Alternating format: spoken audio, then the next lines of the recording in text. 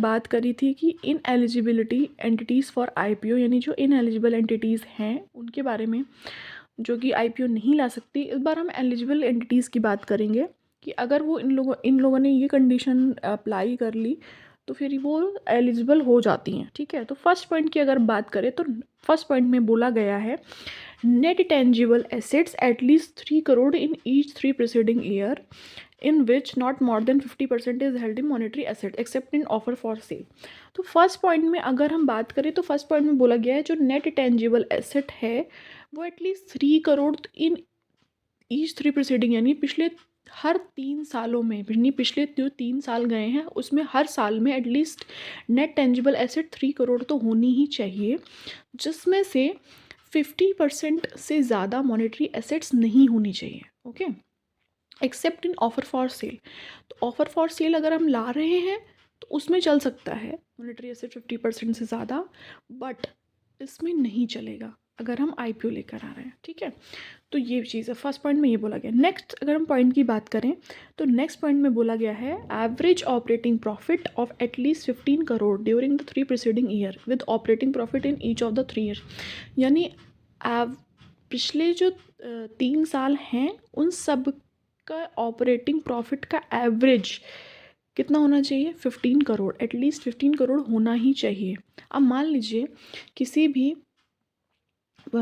भी उसमें 5 करोड़ है, 3 करोड़ है, 4 करोड़ है पिछले उसमें, फिर एवरेज निकालेंगे तो एवरेज हमारा आ गया 4 करोड़, तो ये तो कम है।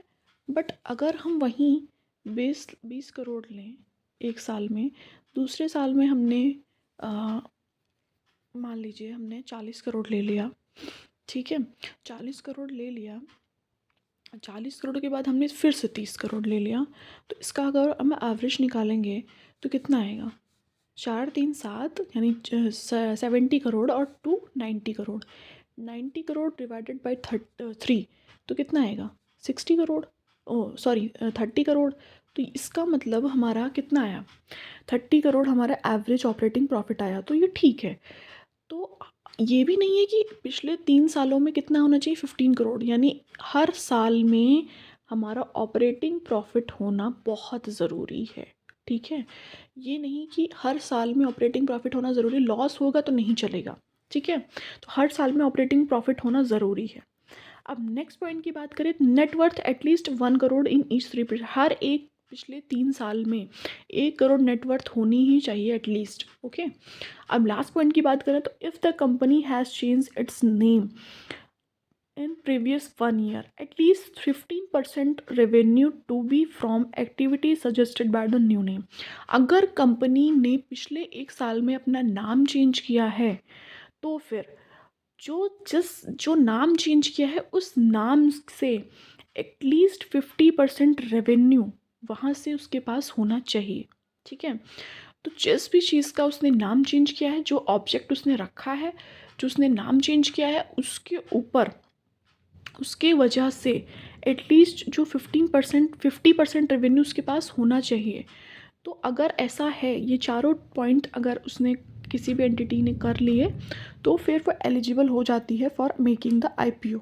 ओके, सो आई होप आप सबको समझ में आया होगा। कोई भी डाउट हो आप मुझे कमेंट में बताइएगा, मैं आपका डाउट का क्लेरिफाई करूँगी। ओके, सो मिलते हैं नेक्स्ट वीडियो में। आगे हम और भी टॉपिक्स पे बात करेंगे। आगे हम जनरल कंडीशंस के बारे में बात करेंगे कि अगर कोई भी एंटिटीज़ एलिजिबल हो गई है तो उस पर कंडीशंस क्या क्या लगेंगी, कैसे करके आईपीओ आएगा, जनरल कंडीशंस क्या क्या होंगी। ओके, सो मिलते हैं नेक्स्ट वीडियो में। आई होप आपको सबको पसंद आई होगी वीडियो, तो please like comment share and subscribe. ठीक है, मिलते हैं नेक्स्ट वीडियो में, बाय।